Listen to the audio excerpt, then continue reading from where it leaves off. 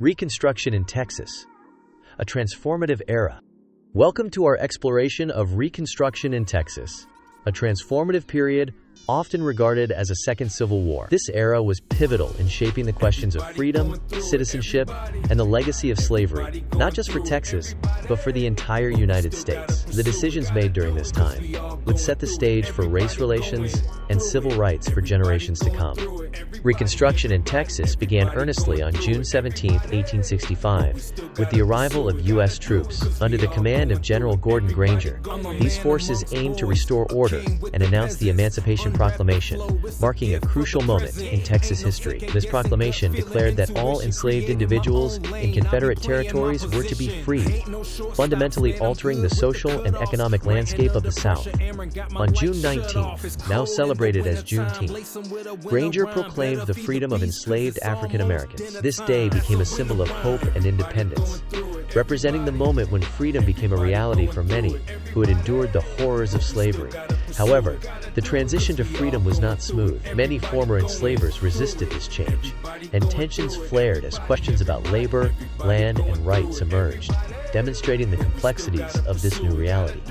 There were two main phases of Reconstruction: presidential and congressional. Initially led by Presidents Lincoln and Johnson, the approach was lenient towards the South.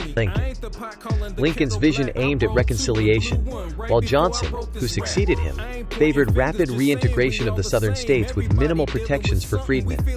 In 1865, the Freedmen's Bureau was established to assist formerly enslaved individuals. Its mission included enforcing labor contracts, establishing schools, and providing protection against violence. However, many white Texans resented its presence, viewing it as an unwanted interference in their affairs, which complicated the Bureau's efforts to guarantee rights and provide support. The 1866 Constitution aimed to repudiate secession and remove slavery from the state's legal framework. It represented a step forward, but was accompanied by the implementation of black codes, which severely restricted the rights of African Americans. These laws effectively sought to maintain the racial hierarchy by denying African Americans the right to vote, serve on juries, and hold public office, thus perpetuating a system of oppression.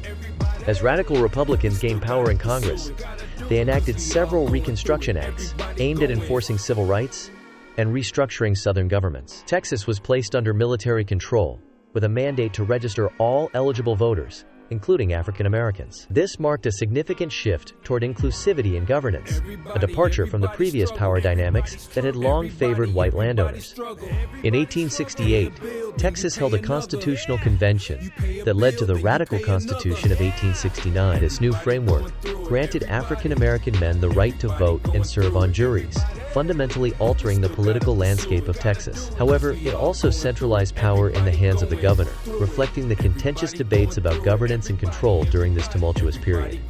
The end of Reconstruction saw the return of former Confederates to power, largely due to the waning political will in the North and the growing backlash against the advancements made by African Americans. As Democrats, often referred to as Redeemers, regained control, they began to repeal many of the rights that had been granted to African Americans during Reconstruction. This rollback of rights set the stage for Jim Crow laws and systemic discrimination that would follow.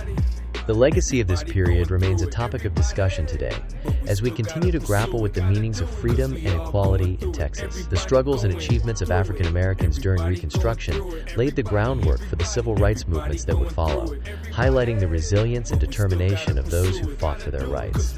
Thank you for joining us in this journey through Texas's Reconstruction era. Let's continue to reflect on its impact on our society today, recognizing that the lessons of the past are vital as we navigate the ongoing challenges of justice and equality in our communities.